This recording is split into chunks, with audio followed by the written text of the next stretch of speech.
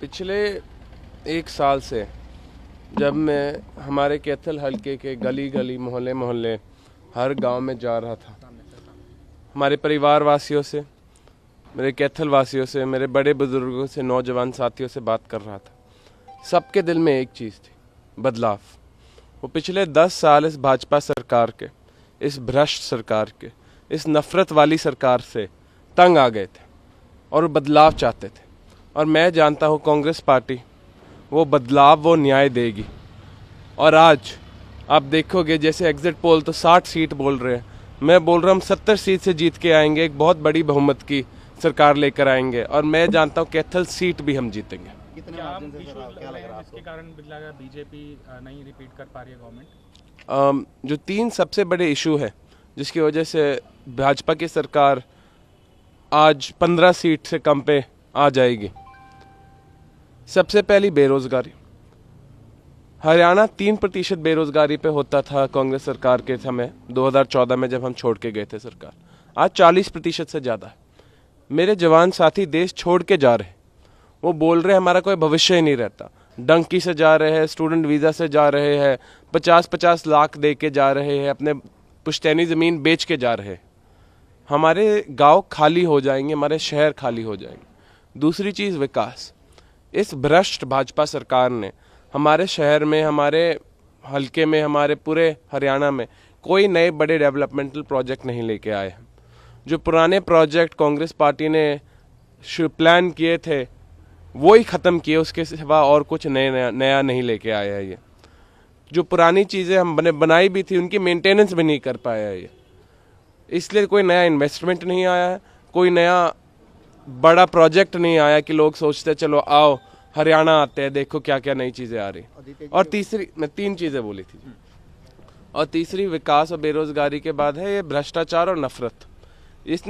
इस भाजपा सरकार ने, जैसे ने कर्नाटका में किया था, एक 40% कमीशन सरकार चलाई हुई। कोई भी काम आपको करना होता है आपको 40 से 50% तो बस रिश्वत देनी पड़ती है। और उसके बाद भी, इतनी रिश्वत खाने के बाद भी कभी कभार ये काम नहीं करते। और इतना गुंडा राज फैल गया कि आपको फरौती के फ़ोन आते हैं, दिन दिहाड़ी चोरी आती है। तो सरकार का पॉइंट क्या है? अगर वो अपने सारे साधारण जो सारे के सारे सिटीजन्स हैं उनका ध्यान भी नहीं रख सकती, बस उनका बटवा खाली करने में लगी हुई है। बीजेपी की कितनी सीट आप देख लग रही है आपको? जैसे मैंने लगभग मेरे हिसाब से 15 सीट आएगी उनके, हो सकता है उससे भी कम आए, क्योंकि इस भाजपा सरकार ने पिछले 10 साल में कोई काम तो किया नहीं। लोग उन्हें वोट देना भी नहीं चाहते।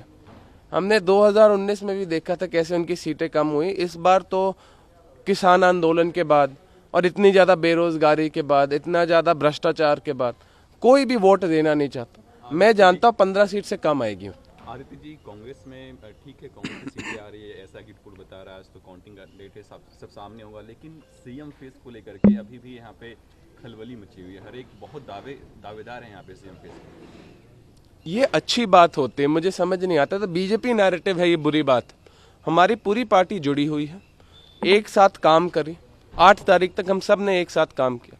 अब राहुल गांधी जी, सोनिया गांधी जी, मल्लिकार्जुन खड़गे जी ये निर्णय लेंगे कौन सा कांग्रेस का सिपाही, को हम सब कांग्रेस के सिपाही है, कौन सा कांग्रेस के सिपाही इस प्रांत का, हमारे हरियाणा का सीएम बनेगा। ये अच्छी बात है कि हमारे उनको निर्णय लेना पड़ रहा है। ये देखो 3-4 अलग अलग बड़े बड़े लीडर हैं। बीजेपी में तो कोई बड़े लीडर है ही नहीं, सिर्फ मोदी जी और शाह जी है। उनको तो खुद सोचना पड़ता है कौन सा हमारा पपेट बनेगा, उसको मुख्यमंत्री बना देते हैं। और हमने इतने सारे स्टेटों में देखा है, राजस्थान ही आप ले लो, जहाँ सीएम को पता ही नहीं काम कैसे करना है। तो कोई बड़े लीडर तो है नहीं जिनके पास सालों साल का अनुभव है। आपके फादर का कंट्रीब्यूशन कैसा रहा है, एक्सपीरियंस कैसा रहा है? मेंटोर की तरह उन्होंने गाइड किया? मेरे दादाजी और पिताजी दोनों ने मुझे सब कुछ सिखाया है जो उन्होंने सीखा है। दादाजी ने तो 50 साल से ज़्यादा राजनीति की। शुरुआत से जब उन्होंने कलायत से शुरू किया था तब से वो सीखते हुए गए हैं। लोगों का स्वभाव कैसा होता है, लोगों से बातचीत कैसे करते हैं, काम कैसे करते हैं लोगों के लिए। और मैं जानता हूँ उन्होंने भी, जब मैं छोटा था तब से देखा, मैं लोगों के बीच में रह के सबसे ज़्यादा खुश रहता था। लोगों के काम करके जो संतुष्टि मिलती थी, और किसी चीज़ से कभी मुझे संतुष्टि नहीं मिली। कोई पैसा कमा के घर बड़े कर लेते हैं भाजपा नेता, पर संतुष्टि कहाँ मिलती? संतुष्टि तब मिलती है जब आप गरीब आदमी की ज़िंदगी बेहतर बनाओ, अपना घर महल नहीं। तो मैं खुद बोलता हूँ, मुझे कैथल महल बनाकर दिखाना है, अपने पूरा हरियाणा महल बनाकर दिखाना है, और तब मैं संतुष्ट होऊंगा। एक जी लास्ट सवाल, पिछली बार जो मार्जिन था 1243 वोट, इस बार ये है कि क्या आदित्य अपने पिता की हार और एक नई कवायद शुरू करेंगे? मार्जिन कितना आएगा वो लोगों पे है, लेकिन मैं बड़ी खुशी से आपको बोल सकता हूँ, सिर्फ एग्जिट पोलिंग के हिसाब से नहीं, अगर आप पोलिंग डे भी कहीं भी जाते, किसी भी बूथ पे जाते, आपको दिखता तो भाजपा वाले बूथ खाली पड़े हो, और किसी पार्टी के तो बूथ दिखे ही नहीं हमें। जो भाजपा वाले थोड़े से हमारे कार्यकर्ता थे वो भी आके हमारे ही बूथ पे बैठ गए थे, वो बोल रहे थे यहाँ फायदा ही नहीं है भाजपा के बूथ पे बैठने का।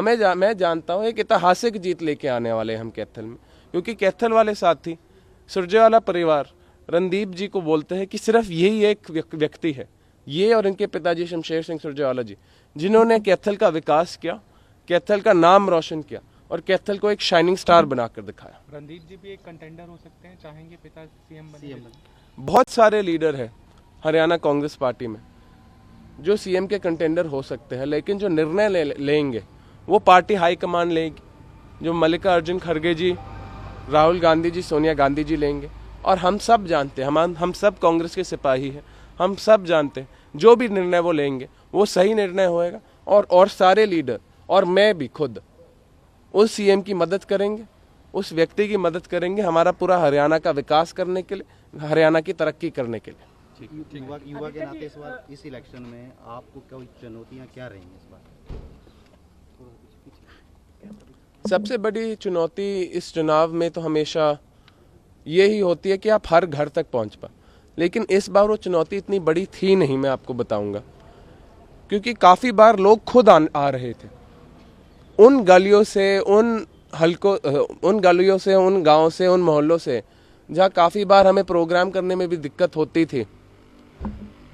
चलो 200 लोगों का प्रोग्राम हो जाता था, 500 का नहीं होता था, आज वहाँ हजार लोगों के प्रोग्राम हो रहे थे, पूरी गली, औरतें इतनी सारी आ रही थी, औरतों तक सबसे बड़ी दिक्कत तो यही है, औरतों तक पहुंचने में हमेशा दिक्कत होती, किसी भी राजनीतिक आदमी को होती। इस बार आप कभी मेरे जलसे अटेंड करते, रैली अटेंड करते, औरतें ज़्यादा दिख रही थी आदमी का, बिकॉज औरतें सबसे ज़्यादा तंग हो गई है, क्योंकि इस भाजपा सरकार ने महंगाई इतनी ज़्यादा की।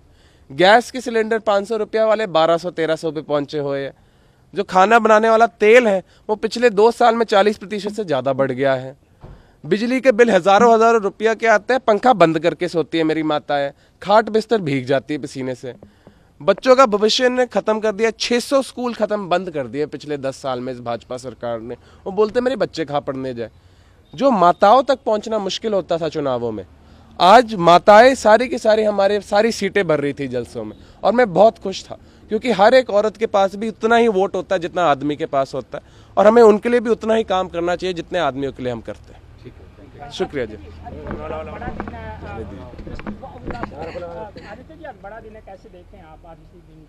आज अभी जैसे ही मैं आप सबसे फ्री होऊंगा, सबसे पहले मैं मंदिर जा रहा हूँ, 11 रुद्री मंदिर जो है हमारा कैथल में, वहाँ माथा टेक के आऊँगा। उसके बाद मैं आपको RKSD में मिलूँगा जहाँ हमारी काउंटिंग चल रही है।